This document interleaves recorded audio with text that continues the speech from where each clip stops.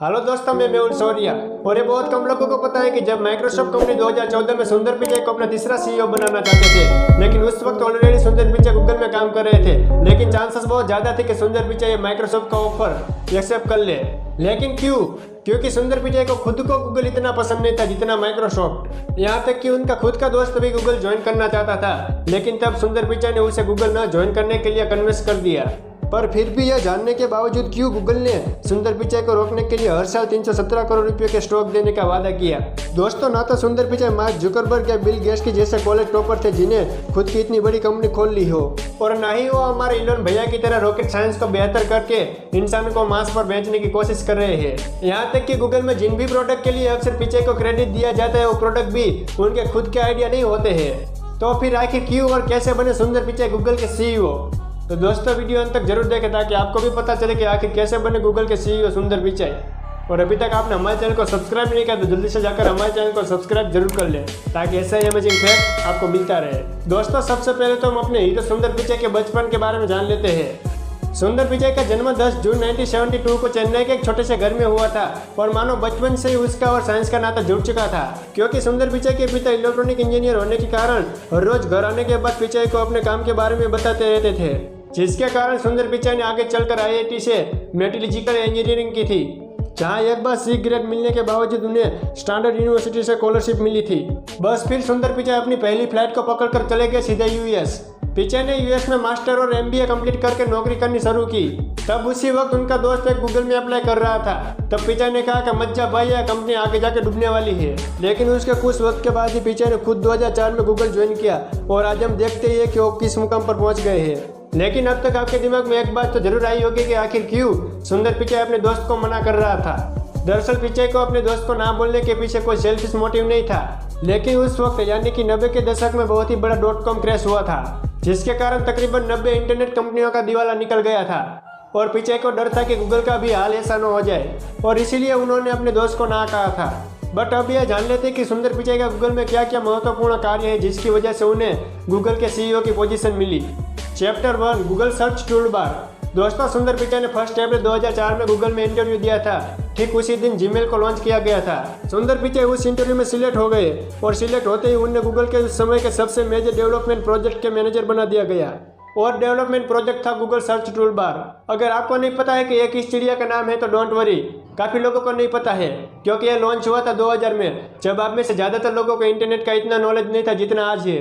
Number 2 पे है Google Chrome. Google search toolbar पर काम करते वक्त सुंदर पिचाई को यह रियलाइज तो जरूर हो चुका था कि माइक्रोसॉफ्ट के स्टेप गूगल के लिए कितने घातक हो सकते हैं, क्योंकि माइक्रोसॉफ्ट 2 साल पहले बिंग यानी इंटरनेट एक्सप्लोरर डिफॉल्ट ब्राउजर बना देता तो गूगल का सर्च इंजन इतनी पायलट ज्ञान नहीं कर पाता। इसीलिए फिर पिचाई ने सोचा कि माइक्रोसॉफ्ट से डर के नहीं विकराया जाता, उन्हें अपना फ्यूचर डिसाइड कर नहीं दिया जा सकता। और ये कहते हुए गूगल क्रोम का आइडिया अपने सुपरियर के सामने फरमाया। लेकिन उनके मैनेजर का रिएक्शन यह था कि भैया पगला गए हो क्या, और यह कहकर कहा कि हम अभी ये करते हैं तो हम कभी आगे नहीं बढ़ पाएंगे। फिर पिचाई को मिला 2 लोगों का सहारा। गूगल में सिर्फ 2 लोग ही ऐसे थे जो पिचाई का ये आइडिया पसंद आया था और उसे वो सर्च करना चाहते थे, और वो 2 लोग और कोई नहीं बल्कि गूगल के फाउंडर सर्की ब्रिन और लैरी पेज थे। क्योंकि उन्हें पता था कि गूगल का किसी भी रेस में जीतने का कारण यह नहीं है कि वो रेस स्टेप में सबसे पहले आए थे, यानी गूगल सर्च इंजन रेस में 8 साल लेट आया था, और मेल सिस्टम रेस में गूगल 33 ईयर्स लेट आया था। तो ऑब्वियसली यहाँ पर भी एक चेंज हो सकता था। जब गूगल वीडियो शेयरिंग की दुनिया में उतरे थे तब दुनिया के सबसे पुराने वीडियो शेयरिंग यानी shareyourworld.com को छोड़कर यूट्यूब को खरीदा था, और आज हम जानते हैं कि यूट्यूब कहाँ से कहाँ पहुँच गया है। तो बेसिकली खुद के इस सक्सेस को देखते हुए उन्हें तो पता चल चुका था कि मैटर यह नहीं करता कि तुम फर्स्ट हो या लास्ट, लेकिन यह मैटर जरूर करता है कि तुम कितना अच्छा प्रोडक्ट और सर्विस कस्टमर को प्रोवाइड कर सकते हो। इसीलिए फिर इन्होंने सुंदर पिचाई और उनके आइडिया को ग्रीन सिग्नल दे दिया। लेकिन सुंदर पिचाई इनसे भी एक कदम आगे थे। ग्रीन सिग्नल मिलने से पहले इन्होंने गूगल के नए ब्राउजर के लिए कुछ टारगेट डिसाइड कर लिए थे। सुंदर पिचाई को पता था कि लॉन्ग टर्म सक्सेस के लिए क्रोम को एक बेहतरीन चीज बनानी पड़ेगी, जिसके कारण गूगल क्रोम काफी टेबल और फास्ट सिस्टम बन चुका था। गूगल क्रोम फास्ट बनने के कारण सभी इंटरनेट यूजर को गूगल क्रोम पर आने में ज्यादा समय न लगा। Chapter 3, Google drive.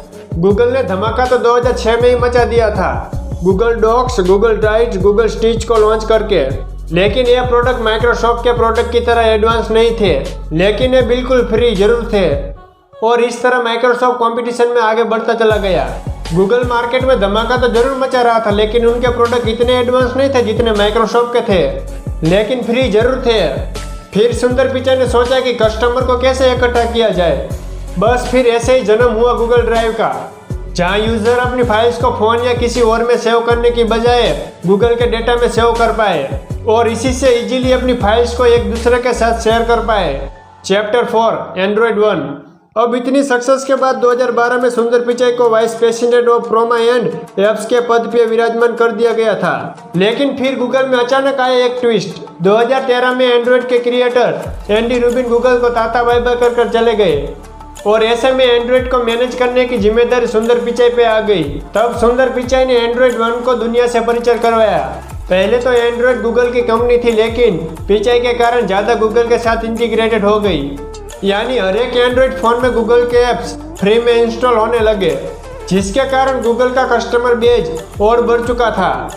So friends, आज हमने सुंदर पिचाई के बारे में जितना भी पढ़ा उनमें से एक भी चीज़ ऐसी नहीं थी जो उनका खुद का आइडिया हो। न ब्राउज़र बनाने वाला वो पहला इंसान था, ना एंड्रॉयड उनका खुद का क्रिएशन था, लेकिन उनके आने के बाद उन्होंने दिन रात गूगल के प्रोडक्ट और सर्विस को बेहतरीन करने के लिए एक अटूट कमिटमेंट दिखाया।